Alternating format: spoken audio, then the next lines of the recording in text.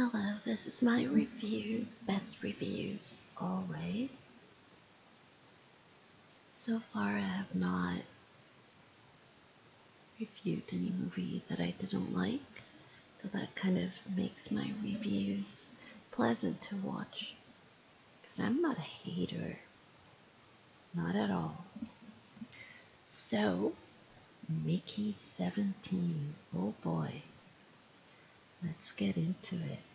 I wrote a review freshly coming out of the theater, so it's all ready to go. We went yesterday to watch it. It's Easter break right now, so my daughter and I went to watch this movie together. We had a blast from beginning to end. And I am thrilled to be doing a review this morning. It's morning here in Norway, 8:30 a.m., the 19th of April. Robert Pattinson surprised me in Mickey 17. Who would have thought? Your boy is funny. I mean, I did not know that he was funny. Perhaps this is largely due to the fact that the last movie I watched with him was Twilight 2. It was definitely not a comedy. The blue underlying things are excruciatingly annoying. I'm looking at them right now. Do not let Word change the way that you want to write what you want to write. Let's go. I really want to say what I'm writing, so I'll disregard them. For those of you who have never watched one of my reviews, the ones that I post on YouTube, you probably do not know that I write my reviews before posting them.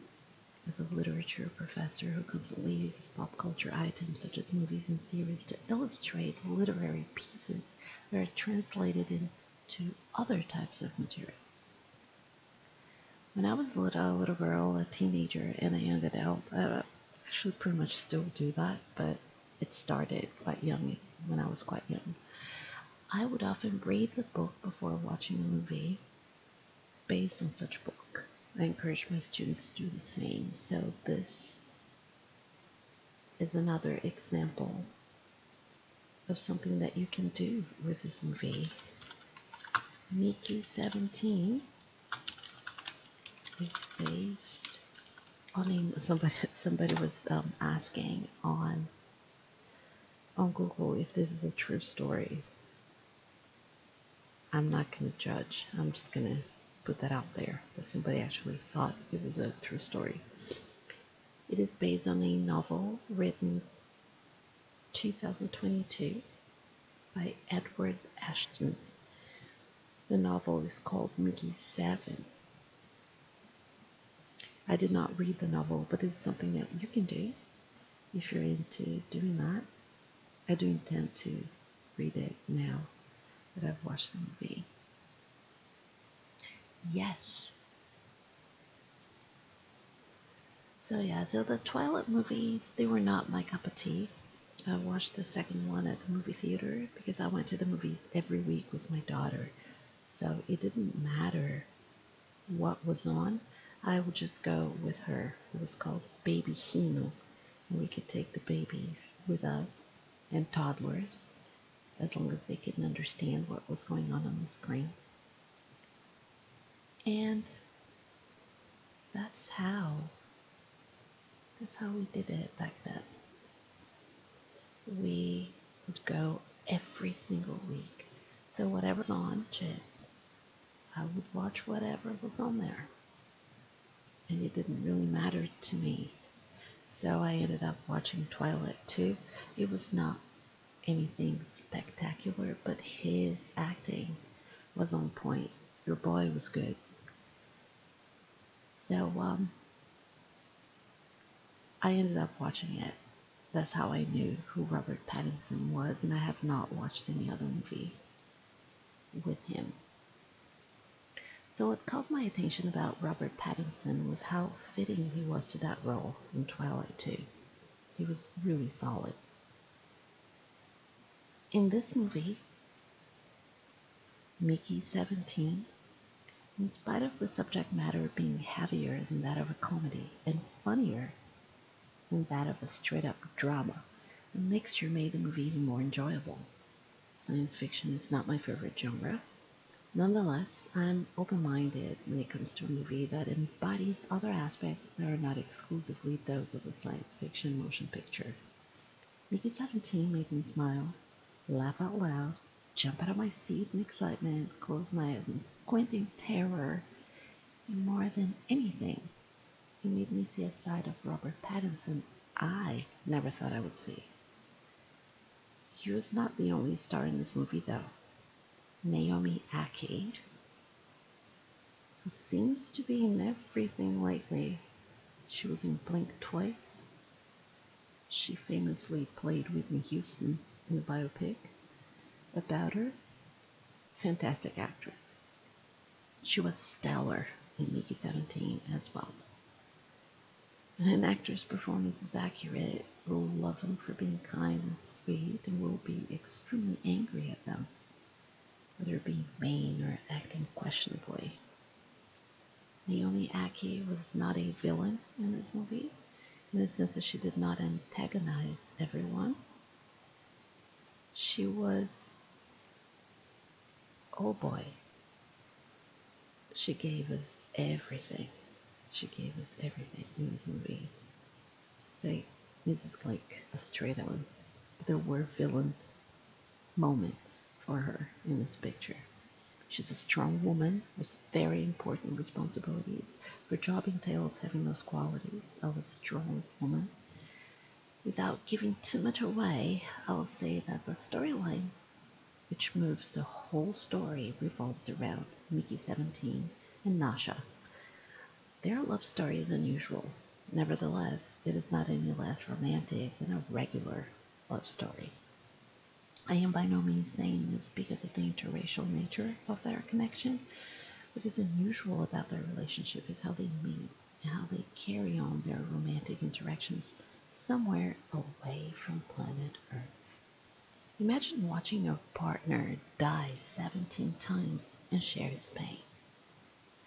This is what her character has to endure throughout this movie. He dies and is printed again and again and again. It is excruciating to watch him go through that as a moviegoer. So I'm thinking, if this were to be a real life situation, it would not have been fantastic. The viewer is taken on this journey with Mickey from the very start. Although there are flashbacks and flash forwards in the film, we can keep track of what's happening as these are organized in a cinematic language that is easily understandable. I absolutely love this aspect of the movie. Even though this is not my genre, like I said, I enjoy the interactions of the characters with the creatures from another planet as much as I enjoy the special effects. It's not like all CGI all the time. It has just the right amount of CGI. Toni Collette, oh Lord, Toni Collette. She's one of my very favorite actresses of all times. She is the lady in Hereditary. She's also the same one who graced the screen on Muriel's wedding. One of my very favorite movies. She's an Australian actress. Curiously enough, even though this is, of course, a Hollywood production, a lot of the cast is not American. Robert Pattinson and Naomi are both British. Naomi Ackie is British. Toni Collette is Australian. The director, fantastic director, he blew me away in this one. I did not watch Parasite. Parasite, as let's put it out there just a second. I'm going to change it here. I'm using Webcam Max for this because it gives me more options of what I can do with my visuals. Here we go. He's the director. I did not watch Parasite. I'm not going to lie and say that I watched this. So it's a South Korean movie from 2019. Won lots of awards. So Bong Joon-ho, the director, has extensive experience, and he is now a Hollywood name. Some of the reviews that I read after I had already written mine praised him, but also accused him of being somewhat infected by Hollywood. You can make of this what you will. I personally have to say he did a tremendous job, and to me, if it's any indication of success that he's in Hollywood, this movie shows it. To go mainstream and to reach more audiences,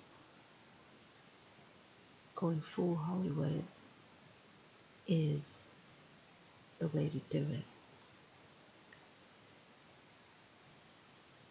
So these are some of the actors that did Parasite, the 2019 movie.